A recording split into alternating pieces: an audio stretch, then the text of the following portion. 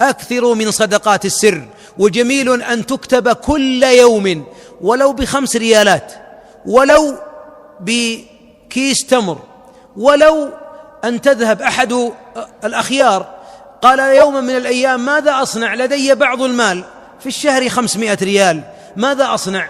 قال له ممن يدله على الخير أدلاء الخير، قال: يا أخي، وتعرفون هذه القصة، اذهب إلى الأحياء الفقيرة، فإن البقالة في الأحياء الصغيرة تلقى الفقيرة البعيدة في منتصف المدن، في أوساط المدن، تجد أن معظم الفقراء حولها هم زبائن لهذه البقالة، وتلقى البقالة بضاعتها كلها ما تجيب 4000 ريال، لكن كلهم يأخذ لبن وحليب وقليل من الطعام، وكلهم يسجلون على الشهر.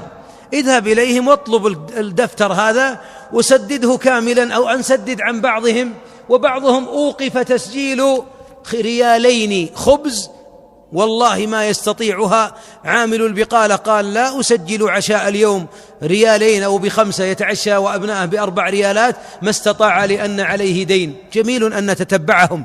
اتصل يوما من الأيام أحد المحسنين، وهذا تجاوزا والمحسن هو الله، قال: ماذا أصنع؟ أريد أن أتصدق، وأنا باختصار أنا مهب صدقة، زكاتي 1,000,000، يعني رأس ماله كم؟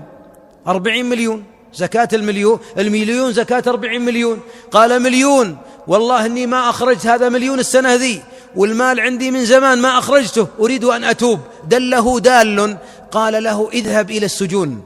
وجميل في آخر رمضان أن تطلق أولئك المساجين حقوق خاصة، بعضهم مسجون في 10,000 ريال، بل والله بعضهم في 6,000 ريال، له نصف سنة ما سدد عنه.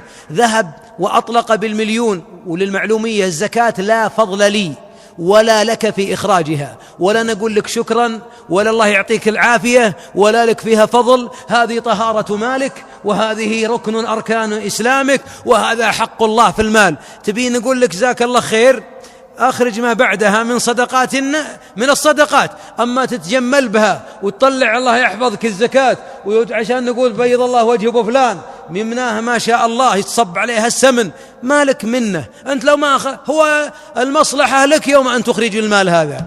فلما أخرج 1,000,000 الأول زكاة، ورأى أطفالا أتوا لي، اتصل السجن أن أهلهم سيخرجون، ورأى بنيات تضم البنية والدها فتنوح عند ركبته فرحا به لأن سيدرك العيد معها، بكى لذاك المشاهد الجميلة، فأخرج 5 مليون في يوم واحد صدقة. قال: أنا ظننت أن جمع المال لذة، والله إني الآن وآمنت أن إنفاقه هو اللذة.